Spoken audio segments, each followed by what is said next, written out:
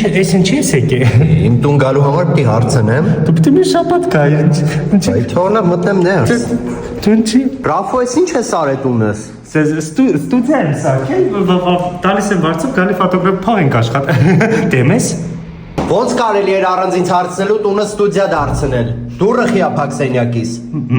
Բացի։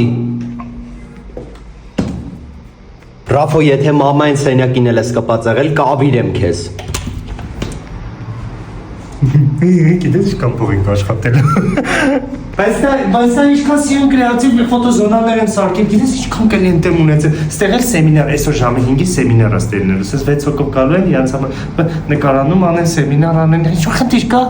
Ռաֆո, էսի մեր տունն է, հասկանում ես, որ ստեղ չի կարա ստուդիա լինի։ Մի հատ դու լանցա չապատվա գրանցումներն ալնա ինչքան փող եմ աշխատել։ Այսքան փող ես աշխատել։ Հասա։ Լավ, դե պրինցիպի կարա մնա։ Հա, ես գիտեմ քեզ էլ առնել է հեշտ։ Դու ես փողի մեռած։ Ընտիր միտքա, всё, դու կզբաղվես ադմինիստրատիվ հարցերով։